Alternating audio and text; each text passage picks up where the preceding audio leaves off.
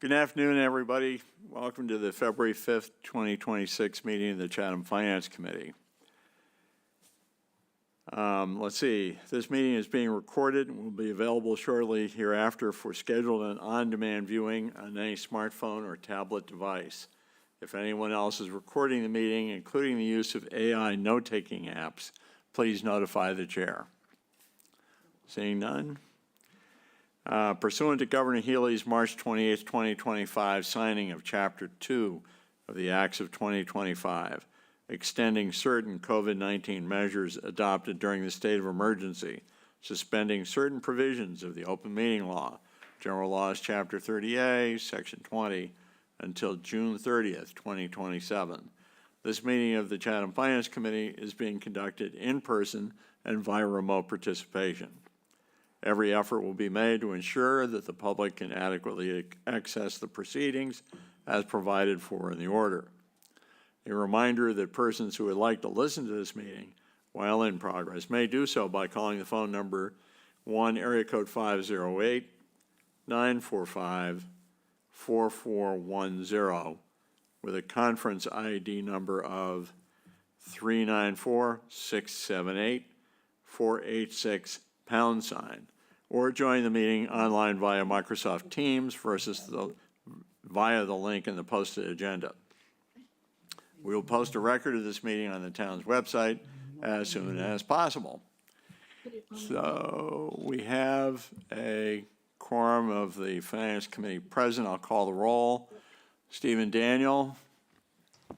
I'm here, Andy. Thank you. Okay, online. Joanne Sprague. Here. Barb Madison. Here. John Papalardo. Here. Tracy Shields. Here. Tommy Doan. Here. Online. And chair is here. We definitely have a quorum. All right, thank you. Let's commence by calling on Carrie Mazeroll, Director of Finance. Thank you, Mr. Chair. So today we're going to be going over a couple of departments, Department of Community Development and Department of Community Services. We have Director of Community Development, Kathleen Donovan, and Director of Community Services, Leah Lacrosse. And we also have Amy Howell, our Deputy Director of Recreation and Beaches, to go over their budgets. First, I'll go over their amounts. So the Community Development Division budget for FY 2027 is presented at $1,192,258, which is reflecting an increase of 3.53% from 2026. And then we have the Center for Active Living, which the budget for that is $781,056. And we'll be going over the Human Services Division today at $346,000. And Recreation and Beaches for 2027 is $1.3 million. And the Lighthouse Beach is presented at $74,912. There's also a capital item for Recreation and Beaches for the rehab of Depot Tennis Street, the tennis courts at Depot Street for $27,500. And then there's also a warrant article for the child care voucher program for 2027 in the amount of $200,000. That's what we'll be going over today. And I'll pass it over to Katie to go over her budget. Thanks. Welcome, Katie. Thank you, Mr. Chairman, members of the committee. Again, Katie Donovan, Director of Community Development. I have a fairly brief presentation, but just a little bit of background on community development. We have 10 full-time employees. Myself as the Director of Community Development, our Building Commissioner, Jay Briggs, Department Coordinator, Christina Bassett, our Local Inspector, Richard Flores, Sarah Clark is our Central Permitting Planner. If you recall, last year, you approved and then town meeting approved a new local building inspector for short-term rentals. We are in the recruitment process at this time. We have Gloria McPherson, our Housing and Sustainability Director, Christine O'Grady, our Town Planner, and then Chantel Kilkenny and Annie Hazer, our Department Assistants. We also have two inspectors that are paid per inspection for electrical and then plumbing and gas, and that's Pete Winkler and Eric Okala. Just some department statistics from 2025. We processed 1,055 building permits, 892 electrical permits, 1,241 plumbing and gas permits, and then did a total number of inspections related to those 4,813 inspections. And the revenue collected from all of those permits was $606,555. We also had 400 applications from the regulatory boards with another $42,065 in revenue from the fees associated with those applications. As Carrie mentioned, looking at our FY27 operating budget, $1,192,258, and as she mentioned, it's a 3.53 increase. Most of that comes from salaries, which account for contractual wage step and longevity increases, as well as the temporary wages and overtime. Our operating expenses are $123,000 as a request, with an increase of $500 over FY26. We have, I asked for an additional $500 in the vehicle maintenance as one of our vehicles is getting a little bit older and we want to just have some additional funds in there. We do not have any capital requests from community development for this year, for the coming year. And this is just a chart just showing the expenditures. It's primarily salaries, purchase of services at $60,000, and then capital outlay, advertising, office supplies, meetings, dues and travel, and so forth. Minimal amounts, but they help to run our department. And let's see. I guess that's pretty much all I have. I know that the committee may have some questions. I've got my digital budget book available, and if you'd like, I can. Yeah, Katie, out of curiosity, the earlier chart that showed the revenue from regulatory boards, which boards are those? So that's the Planning Board, the Zoning Board of Appeals, the Historic Business District Commission, and the Historical Commission. Okay, all right, that's what I thought it might be, but it does not include the Conservation Commission. It does not. Conservation is through the Natural Resources Department. All right, great, thank you. Other questions? John, no? Anything online? Stephen? I'm sorry, Barbara, did you have your hand up? Go ahead, Stephen. Okay, very quickly, Katie, when was the last time that the fee schedule was reviewed? Well, leave it at that. When was the last time the fee schedule was reviewed? Sure. Actually, we did increase the fees. We had had gone before the select board, I think it was in June of this year, and as of October 1st, we had an increase in our fee schedule for the first time since 2008.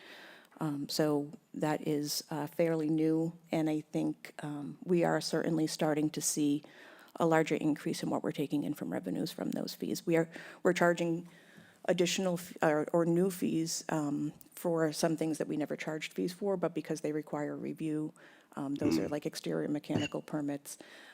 We've increased the fees. We look at our fees from a building permit standpoint as on a per square foot basis. So we increased the amount per square foot. We increased the base fees for plumbing, gas, and electrical fees. So we are seeing an increase in the revenues we're taking in. So I think we'll need a full year before we realize what that is. But again, those took effect on October 1st. All right, that's helpful, thank you. Hopefully we won't wait 18 years to do so again. Agreed. Barbara? Thank you, Mr. Chair. That was basically my question too, Katie. I'm wondering, you said that we have some inspectors that we pay on a per inspection basis. Yes. How do our fees per inspection compare to what we are paying them? Sure. So actually, that was one of the things that we wanted to look at. So the inspectors that we pay on a per inspection basis had requested an increase in their per inspection fee a few years ago, but we wanted to wait until we increased we increased the permit fees before we did that. So they get paid $45 per inspection, and the fees that we take in cover those for those permits. It all depends on how many. There could be a certain number of fixtures, so it's hard to say exactly what each inspection will cover based on the permit fees. But so, for example, the plumbing inspector may be looking at, 4 fixtures out there, but he's doing one inspection and charging us for that one inspection. If they are inspecting, doing a plumbing inspection, that's one fee. If a gas inspection, that's another. But they could be inspecting 4 or 5 fixtures, and then those fixtures each have a fee associated with those. So, but at least they're being covered. They're more than being covered at this point in time, yes. Great. Thanks, Katie. Go ahead, Tracy. Thank you, Mr. Chair.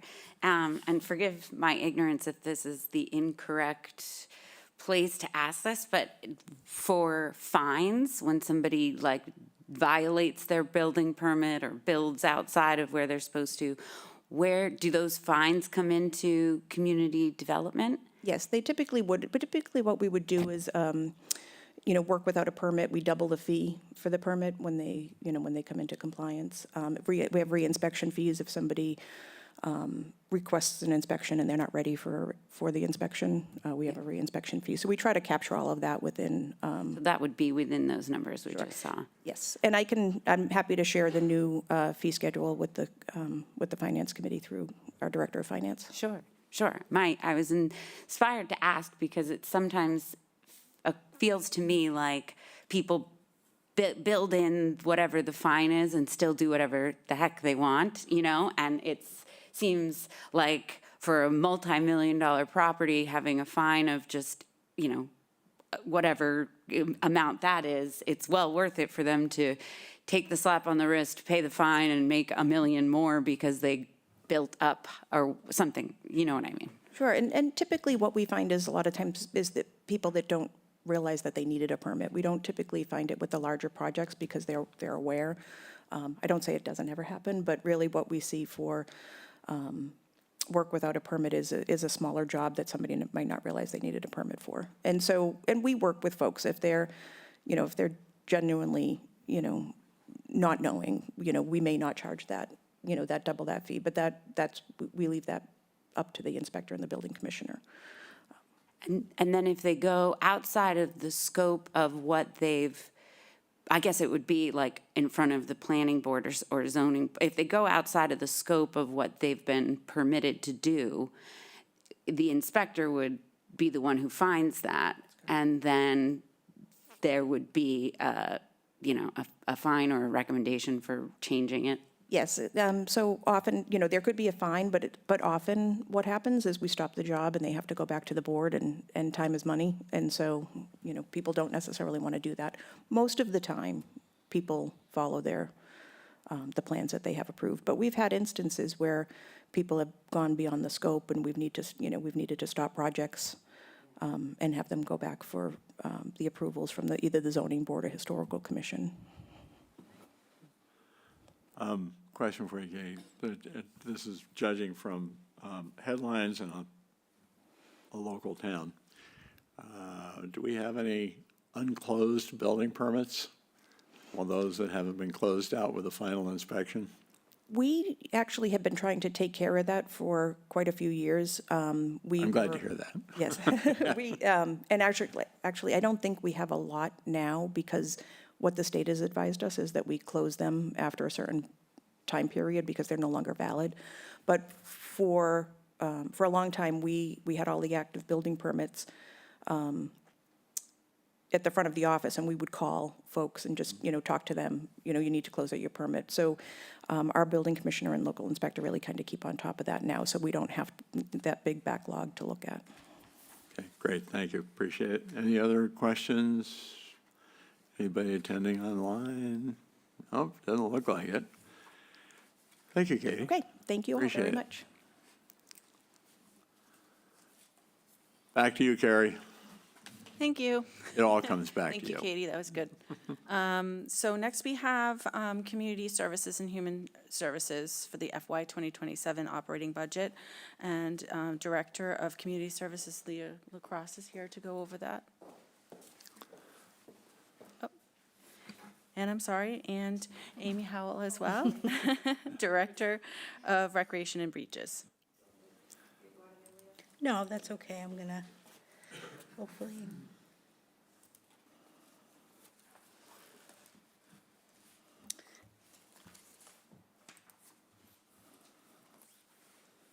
Just don't see it on here. Let's see. Changing over from one presentation.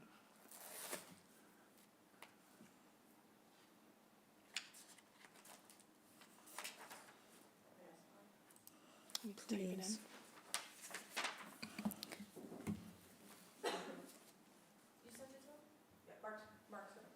Okay, thank you, Katie.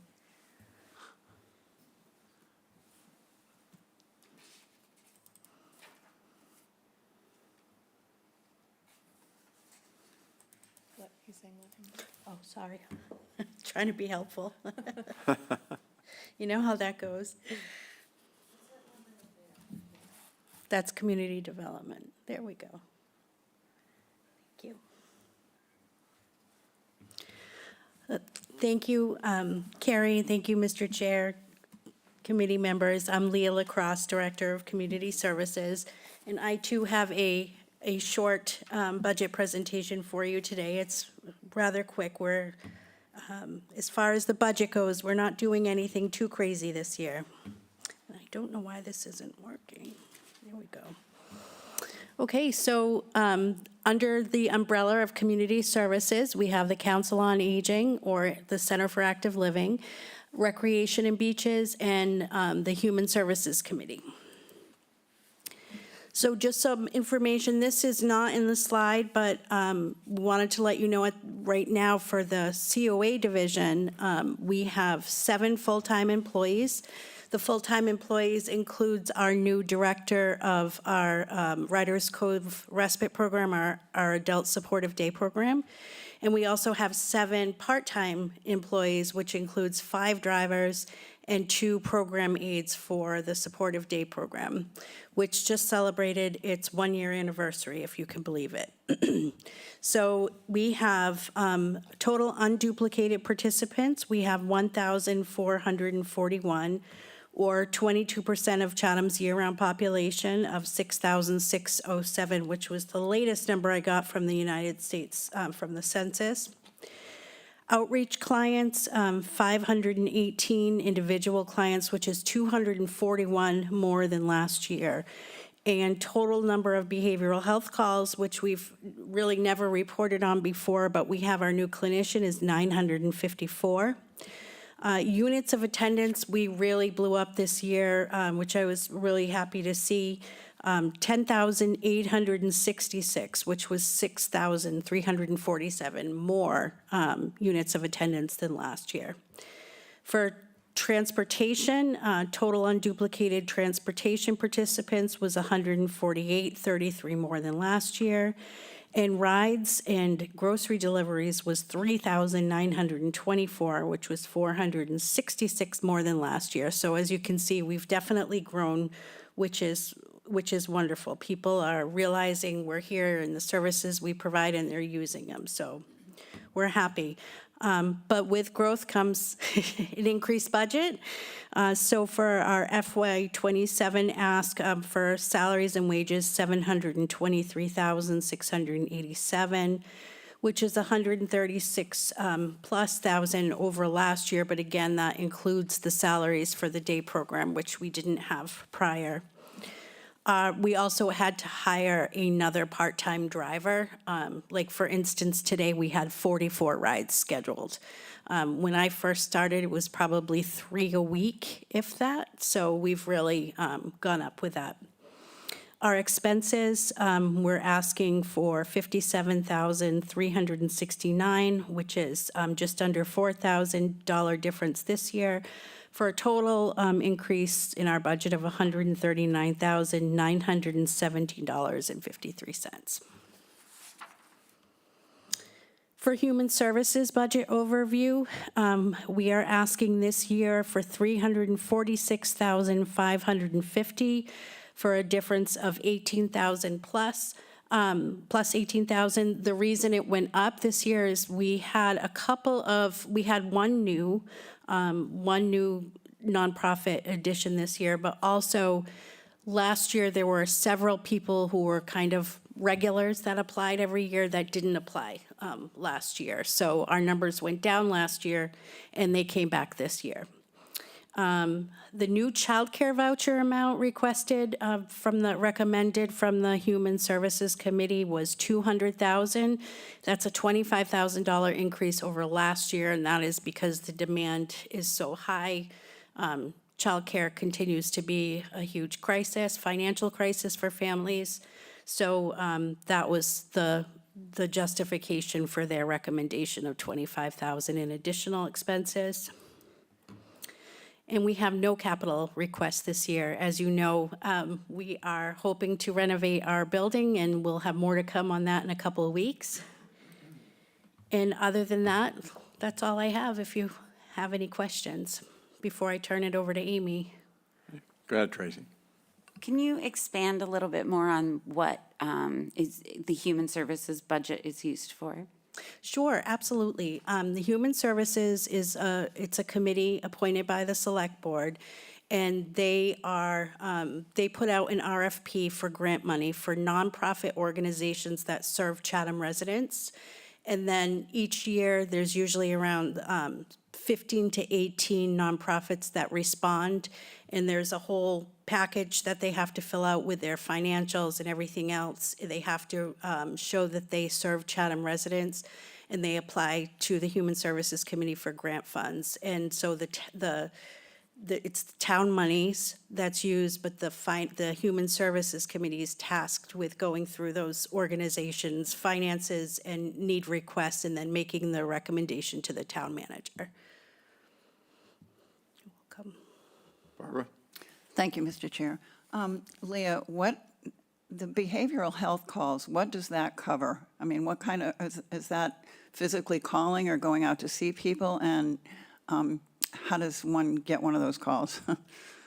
Great questions today.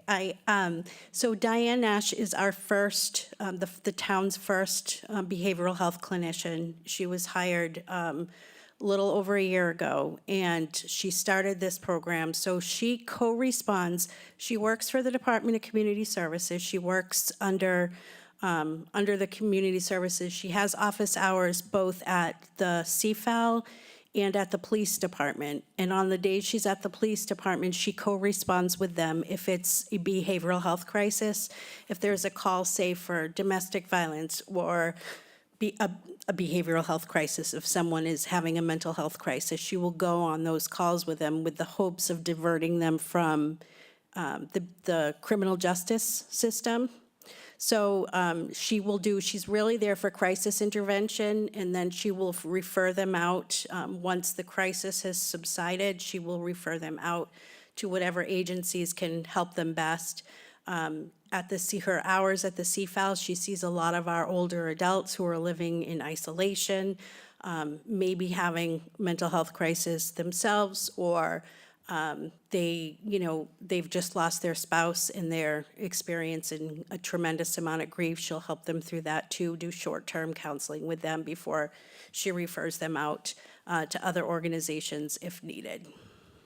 Also, the child care voucher, is that the $5,000 for, does this go to nursery schools, $5,000 for the kids who are 3 and $10,000 for the kids who are 4, or is that the Florence Selden? That's the Florence Selden. Okay. Yeah, this is something different, and Amy Amy, do you want to chime in on what it does, like for the park program, or?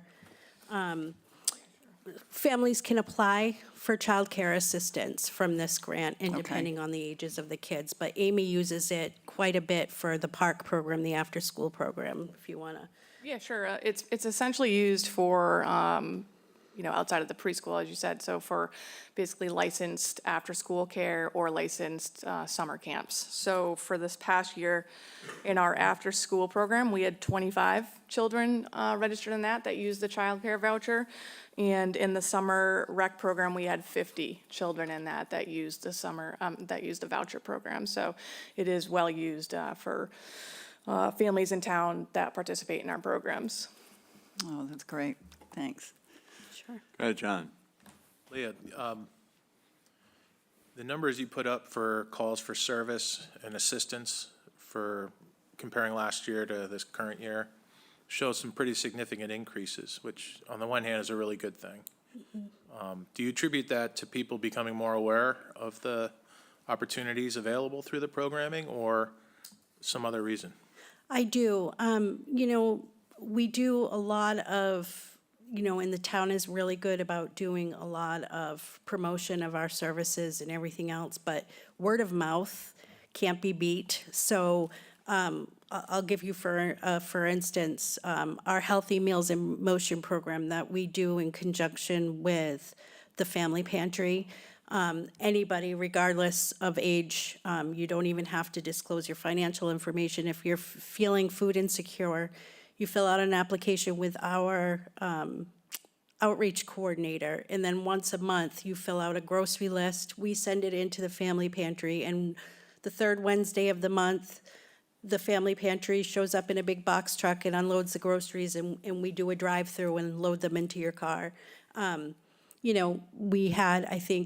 We had 14 when we started. We went very quickly up to 50 families. But someone in the cribbage group told the others in the cribbage group, and suddenly they were all signed up. So that they've become a very, very tight-knit community at the CFAL, which, is the best thing, I think, ever. And they talk to each other. And we also unfortunately have a lot of people, in our older population who experience loss. That's another significant thing. And truly the economy right now, fuel assistance applications and trying to be assisted with Medicare enrollment with all the new rules and everything else. There's so many factors in the economy right now, I think, that are contributing as well. Thank you for that. Have you had conversations about how to handle a like size increase next year and the year after that? I mean, is this a trend that is going to continue to pull on the services that you offer? I'm keeping an eye on the trend, for sure, particularly with outreach services, because, we even had the CCRTA call us and say, what are you doing over there? It's so great. You've doubled your rides. Because of course it takes a burden off public transportation, everything else. Definitely keeping an eye on it. And if I have to request, Carrie, in next year's budget, a part-time additional outreach coordinator, I certainly will if the demand continues on the trend that it's demanding, because as I say, I think I've said in every one of my presentations, it takes an awful lot for someone to ask for help. And so when they do, we never want to turn them away. If I could, one last point. Not sure, and this is more of an editorial comment, but not sure if there's a natural consideration for coordinating the, I know that there's a working group looking at tax exemptions and various other ways to assist people in need in our community. You've built an infrastructure that certainly is in touch with a lot of people that may qualify for some of those additional Absolutely. benefits. So I'm not sure if there's been some conversation between your organization and that initiative here in the community, but would think it would make sense to at least trade notes. Yes, we have. We have been in touch. We probably need to be in touch more and work together more, because I can tell you there are many, many, many of our participants who could use that help. And we do participate in the tax work-off program. So I think we have 14 participants right now in the tax work-off program where people, they volunteer 60 hours of their time to the town, and then they get a $500 tax break on their property taxes. So we do have that program, but that's one area that I would really like to grow in. Yeah, right. May I again? I have another question. for it. Going on to the community services question, following up on Tracy's question in your response, you're requesting a $25,000 increase over last year, if I remember correctly from the presentation. Yes. For the childcare voucher. That's for the voucher, okay? Yes. So the board, the select board has a review committee that reviews the responses to the RFP? No. No? No, they do, the Human Services Committee is tasked with going through those responses. And there are times that people will ask for a certain amount, they may grant them less. Yeah. They may not grant them at all. That's not usually the case, but if it's not, deemed suitable, they are very serious about being good stewards of taxpayer money. Yeah, that's kind of getting at the question I had, the underlying question, which is what percentage of the requests are we able to fulfill with the allocation we have for this? How many dollars are being requested that go unfunded? If they go, not a lot, to be honest with you. I think there were a couple of requests this year that there was one organization, because they were new, they recommended half of what they were asking for because they didn't have a lot of the backup materials that the Human Services Committee likes to see, and said, come back to us next year. So I think that was 2,000. It might have been a couple $100 more than that. Then there was another organization that asked, a very well-known organization that asked for a lot more than they usually ask for, but the reason for that request didn't really fit into what the Human Services Committee usually awards for, so they didn't honor that increase. But again, it's rare, so they make the recommendation, and then Jill and Carrie will put it into the budget, and then it goes to town meeting. That would be a good metric to keep an eye on. Yes, I've it is a got- good metric. I've got Carrie, you had a partial answer to that? Yes, so sometimes at the human services budget, we won't receive their invoices until we're closing the books. So what will happen is you'll see like a balance there, but we'll encumber the funds for them, so they do get spent. Okay, Joanne? thank you. Thanks, Mr. Chair. Leah, I just want to compliment you on your use of the added personnel in your department, because your outreach to the community has increased and improved to a wonderful extent. And all the things you offer for the seniors, whether it be at the house or whether it's at the community center, or like bringing the police officers' artwork in for a month for us to go in and take a look at. These are all wonderful, and I just want to compliment you on the way you've used the extra personnel that you've asked for. Well, thank you, Joanne. Stephen's got his hand up. Thank you, Andy. Hi, Leah. Hi, Andy. Stephen. Hi. So I've got three questions. One dovetails perhaps a little bit off of one of John's questions, which is the growth in the numbers to what, 9,000 plus, 9,000 plus hits, I think was the figure. Exceptional growth, terrific growth. And I guess I'm trying to figure out what you would attribute that to. And again, it may dovetail to part of the answers you provided, John, but. Yeah, I think it does. I think that the word of mouth has been the most powerful reason. And then, closely followed behind by the state of the world right now. I think the economy has been very tough, in particular on those on fixed incomes. The grocery expenses have increased dramatically, but their income hasn't, of course. And, there's a lot of loss out there. There's depression. There's this winter already has been very tough on people mentally, for all of those reasons. And I cannot say enough about the staff.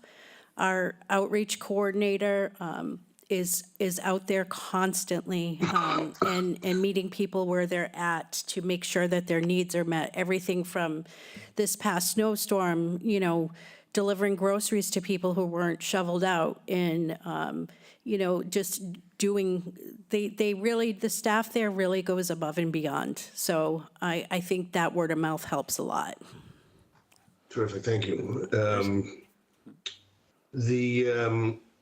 Historically, with respect to the human services budget, we have received a list of the recipients, as well as the ask and the grant. I'm wondering if it might be possible to get that data. Absolutely, I can send that to you this afternoon. All right, terrific, thank you. Sure. And then I was wondering if, for the benefit of people who may be watching this or later view it, could you just describe the process around the driving the program that you noted, requiring now, because of the growth in that program, another part-time employee to help facilitate that. Could you just give us an overview of how that works, please?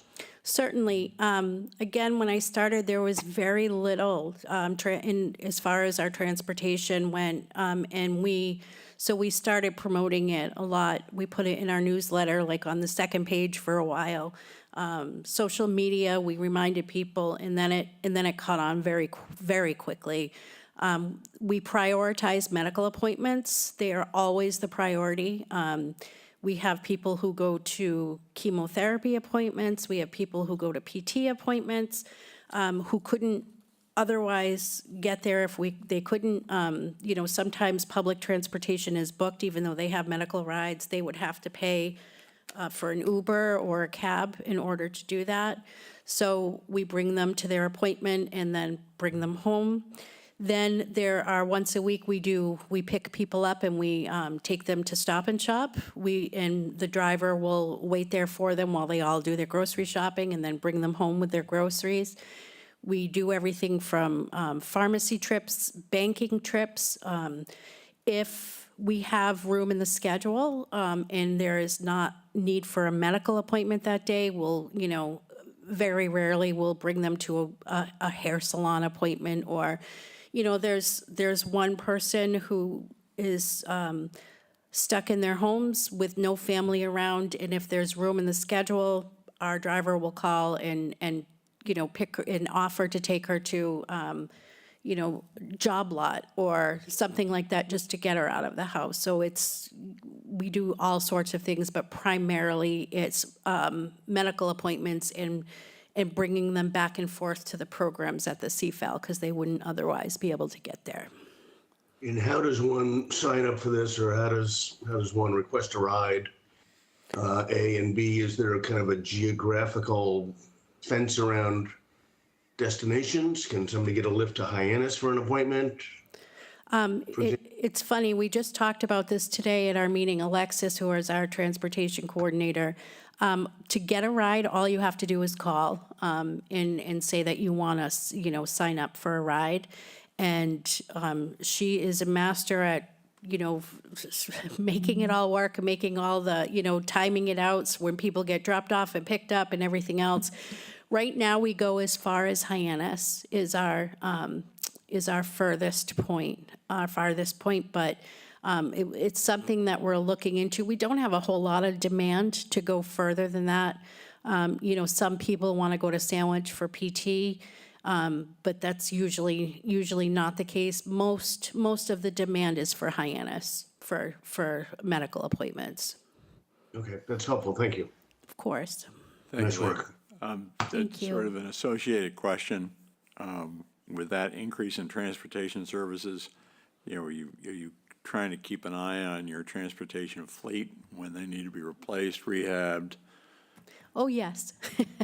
So I don't know, many people don't know this, but our transportation vans are provided. We have one that was purchased and gifted to us by the Friends of the Council Aging many years ago. It's kind of on its last legs. It's a caravan. Our other two vehicles are given to us in conjunction with the Cape Cod Regional Transit Authority and Mass DOT for their 60 and older program. So we have to report out to them every month, the exact mileage, how many trips we took, how many people we serve. I just applied for a grant you have to wait, I think, until you hit 60,000 miles before you can apply for a new one. I did apply for a hybrid model 12-passenger van. I haven't heard yet. I expected to hear by now. I haven't heard anything yet. So they would provide that, and because last year we got hit really hard with repairs. So we're mindful of that. The good news is the CCRTA, they have their own little formula grant that they've been doing the last few years. Depending on the number of rides you provide in mileage you call, they give you a grant based on that, and we were able to double that grant this year. So we use that money strictly for repairs and maintenance of our vehicles. Thank you, Leah. I see Tommy Doan's got his hand up. Tommy? Thank you.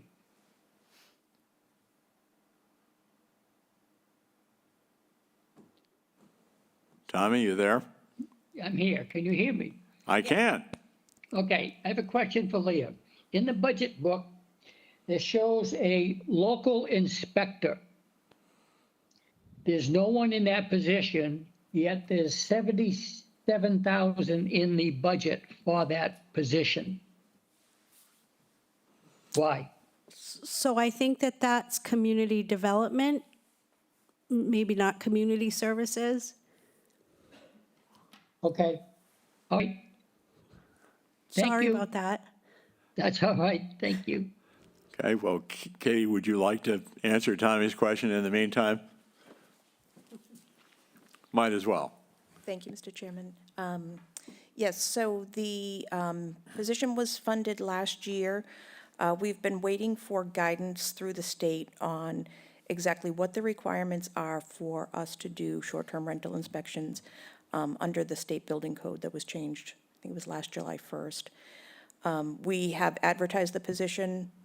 We've been receiving applications, so we're in the recruitment process right now. But as of right now, the position is still vacant, but we're hoping to fill that very shortly. Thank you, Katie. Does that answer your question, Tommy? Yes, Okay, great. It gave everybody else a breather. They could, untense for a minute. Barbara, go ahead. Leah, if someone were inclined to make a donation to any of these services that you offer, how would they go about doing that? So there's two ways. We have our friends of the Council on Aging, because of course we can't do any fundraising. So they have donations that you can make, restricted donation if you want to. You can make it to the Riders Cove Respite. You could make it towards or programs. They fund our programs for us. But we also take a lot of people when we give them rides. They'll give us a donation of $20, and we do have a separate account for that as well. A donation. What is it called, Carrie? I'm just having a mental block right now. I keep thinking of the formula grant. It's not the enrichment fund, we call it, and we do have that account it's usually, those donations usually come from people who utilize our transportation, but we do have people who just come in and donate as well. Oh, good. Well, thanks, Leah. Thank you. Tracy, go ahead. Sort of in line with, thank you, with some of the other questions in terms of anticipating future increases. To me, it seems like a lot of calls on the behavioral health, and I can only imagine that growing given the age of the population, the loss, the isolation, the economic pressures, and the growth of word of mouth of those kinds of services being available.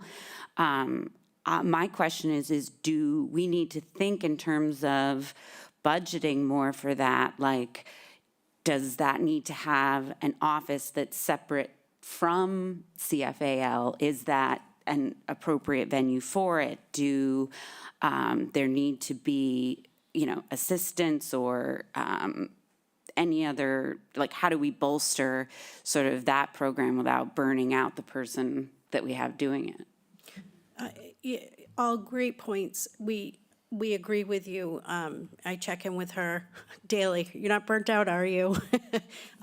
She really loves what she does. We're fortunate that way, but we do have an open position for a second full-time. 2 were approved. We haven't been successful in our recruitment yet for that. That second person is slated to be housed at the community center, so that kind of reaching all age groups too. And Diane does do all ages right now. She has recently set up, her and Amy have made an agreement where she's gonna do like open office hours at the community center a couple days a week just to get the word out. She has been doing a lot of speaking engagements around town. She was at the Orpheum not long ago talking, promoting her availability for all the residents as well. So she's been great about taking care of everybody until we hire a second person. And there's enough like space in the office there for her to see people? Yes, she can see anybody at the community center. I mean, at the CFAL, they don't have to be over 60. We make sure if someone needs to see her, they can come there. But recently, we do have an office at the community center that Amy was kind enough to carve out of a storage room, but it's beautiful. It had windows and everything else, beautiful. So she can see people there as well. Yeah. Thanks. I don't see anybody else except maybe me. I have one question I wanted to pursue. I've been trying to remember to ask. The respite program, one of the reasons for the increase in the budget was because we've run out the grant period, right, that helped us to originate that. What is the census like in the respite program? What is the census right now? We have 8 people. And your capacity is? 12. Okay. So we're 12 to 15. We really are, we're hoping, town meeting hasn't happened yet. So if we are able to get approval for the additional funding and are able to do the renovations and have a dedicated space for the day program, we'll go to 15. Okay. For right now, it's 12, and we probably won't take many more once we go over to the community center, if we go over there for a year during renovations, because it's, it's, the day program is sharing place with our one Right. activity room. Right. So it makes it really hard. We'll also add it if the renovations are successful and we have a dedicated space, we'll go to more days a week. Do we still have Chatham residents that are using the Orleans respite? We have 3 left, yes. Okay. All right. Yep, we have 3 left. We just don't provide what they want, or? No, not at all. In fact, the participants that go to the day program are regular participants at the CFAL, but because they started in Orleans, Okay. It takes an awful lot to get someone with dementia comfortable and in a routine, and if we disrupted that routine, it could be extremely detrimental to them, and we don't want to do that. And the town we're so grateful that the town has allowed us to allow them to continue on there. Okay, great, thank you so much. Any other questions from members of the committee? Anybody online? I don't see any hands up. All right. Thank you. Thank you, Leah. All right, Amy, you're taking center stage. I'm ready. All right, so recreation and beaches by the numbers. So in 2025, we had 62 programs and special events with over 5,400 registrations. Last year, so that's about 20 more programs and events and up about 2,000 registrations participating in those. Our fitness room, we had 10,386 scans. That is over 3,000 more scans from the previous year. And currently, at the time of this, we have 697 active members that utilize the fitness room. So for facility use throughout the town, You can see we have 2,500 plus programs, meetings, and events and rentals at all the facilities. The bulk of those, which is a little over 2,300, all happen at the community center. So about 200 are at outside facilities like Cape Gould Park, Chase Park, the beaches. So the bulk of that is at the community center. And for our beaches, you can see our gate attendants sold a little over 8,300 daily beach stickers. This is for non-residents, 569 weekly and 53 seasonal beach stickers. It's slightly lower than last year, mostly in the daily. And that is attributed to we had more online sales this past year.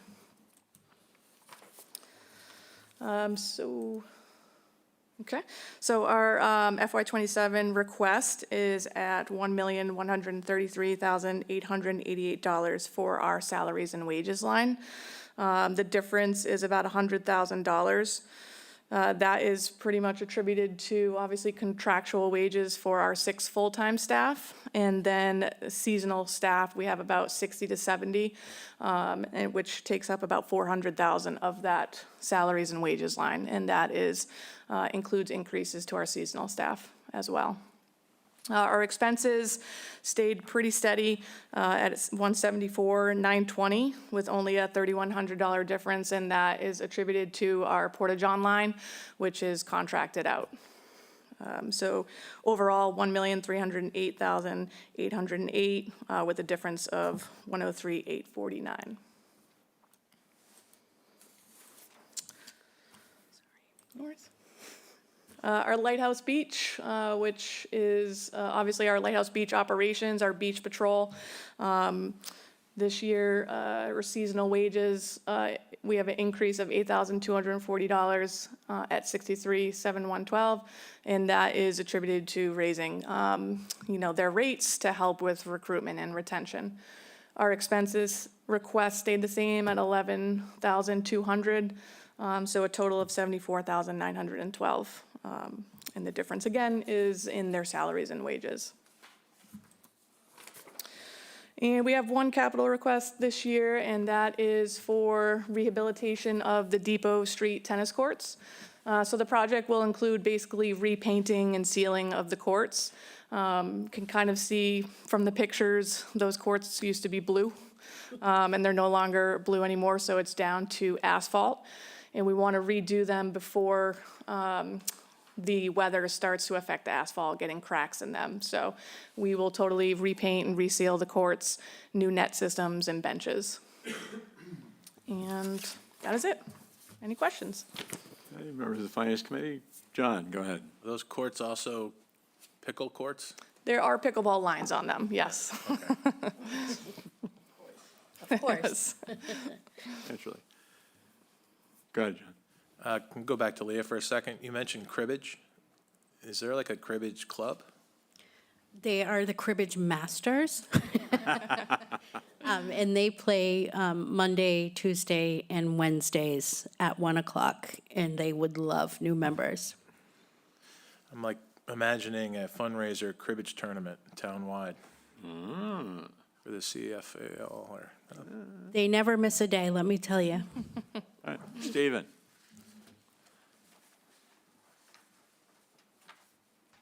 Thanks, Eddie. There was a conversation, I think, at a recent select board meeting that centered around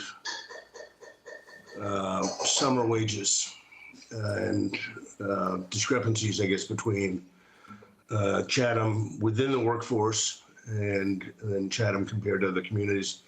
I don't know if it's a question for Amy or for Carrie, but could we just get some color on how that all stands now, please? Yeah, so Amy and HR, they went over the rates last year, and they were increased for FY 2027, 9.8% over what was last year. So, and currently Amy is still looking at the rates, and that we may adjust them a little bit more just to see if they're still in line, but at the time when this budget was created, they were in line with where other surrounding towns were going to be paying their staff as well. Yeah, so we meet regionally, the Cape and Islands, all the recreation and beaches. And so our first survey and meeting, we always meet before the season and after the season. So the rates we have right now, which was around a 10% increase, was based off of everyone's fall predictions of where they were at. We recently just had another regional meeting in January, and everyone kind of brought up the rates, and everyone has increased them even more. So, we're, as Carrie said, we're looking at it. You know, from the fall, we were above the majority of the towns. Now we're, you know, right back with the town. So we're collecting final data from everyone, and then we're gonna kind of reevaluate where we're at so that, you know, we can be competitive in the rates. That's helpful, thank you. Anecdotally, there certainly seemed to be a problem finding seasonal workers last year, whether they were, you know, certified lifeguards or not, right? It pretty much is relegated to the lifeguards where we struggle. Our summer camp staff, we fill every year with a wait list. I can tell you that this year, our summer staff, pretty much we only have one more spot open. So it's a really sought after program for people to work because they love it and enjoy it. And so we have not struggled for that. You know, we haven't struggled with many of our others. It's relegated to the lifeguard position, you know, because yes, money helps, you know, recruit people, but it's also a very difficult position. And so we have a low pool of applicants in this town, you know, unfortunately, and surrounding towns, you know, especially as the youth population continues to drop. So it's difficult for the lifeguard and the beach patrol position, which is why, you know, we look at those rates of surrounding towns to really try and get an edge on, you know, on the rates that we're paying. Is there any regional effort to try to increase the pool of applicants? Not that I'm aware of. Every town's pretty much just kind of, you know, struggling. They're all, you know, every town at these meetings, everyone's in the same boat, you know, struggling. We have multiple towns that haven't had lifeguards for the past couple summers, you know, even with high rates of pay. So it's a regional and national shortage, really. And so what we're lucky with is that right now we all work well together and share that information because, you know, we're all just trying to do the same thing for our towns and provide safe places for patrons to go, you know, and enjoy their days at the beach. Carrie? So I think you answered my question when you just mentioned national, because I was going to say, or going to ask was, do you think there's less people actually you have to be certified to be a lifeguard, so there's probably less people actually going out and getting certified? Yes, yeah, I mean, So if it's a we're national lucky. problem. We have a staff person that can certify in-house. If you don't have that, it's a struggle because now you have to push people to the Red Cross, and it's, you know, the Red Cross, you know, they obviously are national and, you know, it's a trend nationally. And so they've really had to push to get the instructor certification, you know, throughout the towns so that we can certify guards, you know, in-house. And last year, we certified 17 guards. The year prior to that, 14.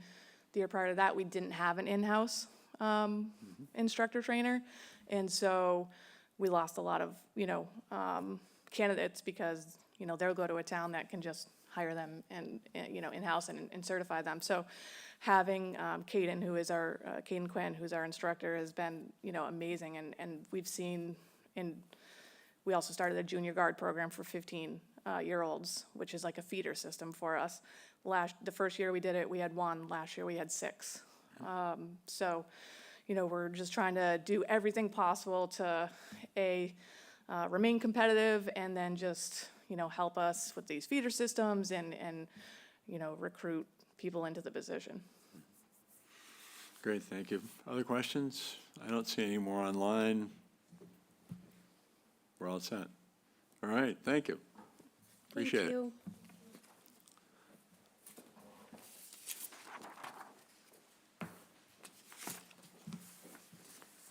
Now,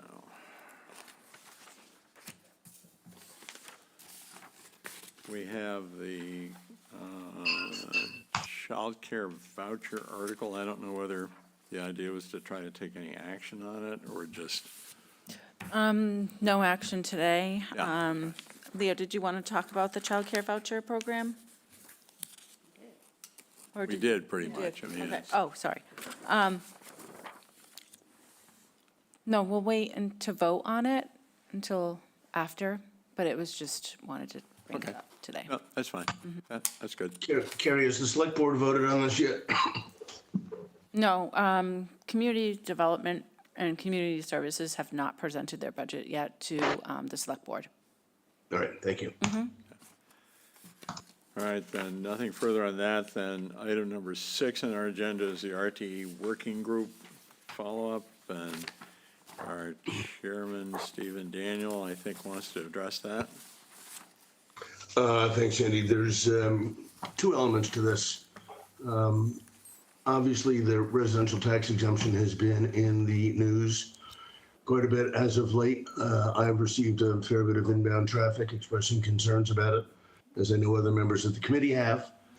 And I think what I would like to do, well, I know what I would like to do, which is to appoint a working group of the Finance Committee to look into the RTE and prospective alternatives, try to define really the cohort that the town is seeking to assist, all the, as we just reviewed, all the kind of direct targeted programs that we do have, child care voucher program, the Florence Sullivan program, are directed towards a very specifically and narrowly defined cohort.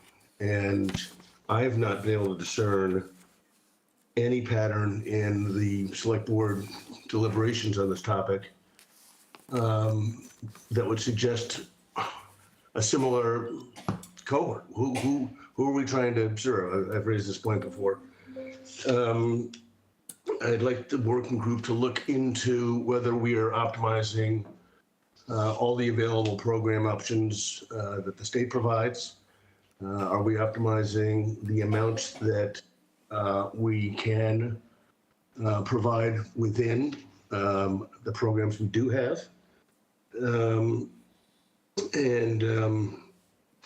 Wherever else the working group is going to go to, I think clearly I think a point John raised, conversations with Leah and others are going to be a critical path to the success of this. And I envision this really as modeled on the work we did on housing, which I think we delivered in the winter of 21, I think. We delivered a 19-page report with recommendations across 5 different vectors that really sought to create a pathway to advance housing in the town of Chatham, attainable and affordable. So in that context, I've got 4 volunteers, Eric Whiteley, Andy Young, Lord Madison, John Papalardo, and myself will be members of this working group. And we will post these meetings and take them probably in the small meeting room there at the annex. And we'll begin by kind of defining our timeline.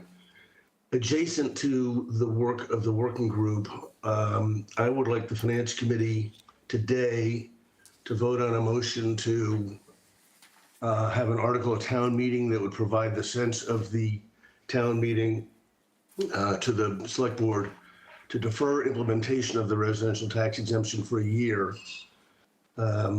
while alternatives or refinements are considered. We've obviously learned a lot about the RTE in the last couple of months. It's pretty clear to me, without being pejorative, that a lot of homework was not done on the implications of this thing. Whether it's the people who don't qualify because their properties are held by LLCs, whether it's because the trust documents may not comport with the regulations, filing deadlines for relief this year passed, January 1, or 12/31, I guess. And there are implications too for the overlay, for staffing. And I just think that this whole thing has been not a paradigm of good process. We can and absolutely should do better, I think, in making policy in this community. So I'm going to put forward a motion to that effect, that the select board, that the finance committee support an article before town meeting and present an article on behalf of the finance committee to defer implementation of the RTE for 12 months. So with that as a motion, I'll ask if there's a second. And then Andy, if you could do a roll call, if we get a second. Okay, so Barbara second. Stephen, you made the motion. Barbara I second. did, yes, sir. All Yeah. right. Okay. Excuse me. Joanne, did you want to say something? No. Oh, okay. All right. That's all right. I'm just. Does anybody else You're want to say reaching anything? for the microphone. All right, then, any further discussion on the motion? Hearing none, those in favor say aye. That'd Well, I be, think we need a roll call, Andy. Lexi, I guess we should do roll call. All right, Stephen Daniel, aye. Andy Young, aye. Joanne Sprague. Aye. Barbara Madison. Aye. John Papalardo. Tracy Shields. Aye. Okay, and Tommy Doan, you still on there? I am here. Aye. Okay. All right, good. From, All right, terrific. Well, thank you guys for that. I have been working with Andy on developing some language around the specifics of the article, which I will circulate to everybody for review and comment before presenting it to the moderator. And I guess ultimately, having actually never done this before, I guess we have to submit a copy to the town manager's office for review and consideration. Jill, I don't know if you're still on, or Carrie, if you could provide some guidance on that, it would be appreciated. Yep. Anybody? oh, that sounds like a plan. Carrie, was that yup? It has to what? Go to Kathy? Yeah, it would go to Kathy. Is it just a regular article, or would you be doing a citizen's petition? Is it just a regular article? I think it would be a citizen's petition. I would hope that all the Okay. members who just voted aye would Okay. be So amongst the first A 7. citizen's petition would need to have the signatures on it as well when you submit it. But yeah, and then Yep. that would go to Kathy. Okay, terrific, thank you. Is Julie get looped in at some point, or did we just Kathy? I believe she would forward it over to her. Okay, all right, we'll just send it to Kathy when it's ready to go. Okay. And date deadline for that? Oh, it's March.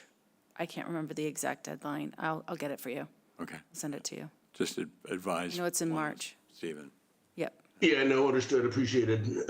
My intent would be to see if we can't get this thing wrapped up next week, including signatures. Okay. So, more to come from me. All right. I think unless there are other questions, other statements. Barbara looks like she's thinking pensively about a question. Well, it's- I had yeah. just asked how many signatures. Are needed. 10. It only takes 10 signatures to put an article on the warrant? Good grief. Yeah, it's 10. All right, then if there's no other business to discuss, I'll entertain a motion to adjourn. So Stephen? moved. I Second. suppose I should take the motion first, shouldn't I? All right, good. We got a motion to adjourn. Stephen? Aye. Okay. And myself, aye. Joanne? Yes. Barbara Madison? Yes. John Papalardo? Yes. Tracy Shields? Yes. Tommy Doan? Yes. Okay, great. Thank you so much. Thank you, guys. Hope to see you next week when I'm less toxic. That's it. Thanks. Bye-bye.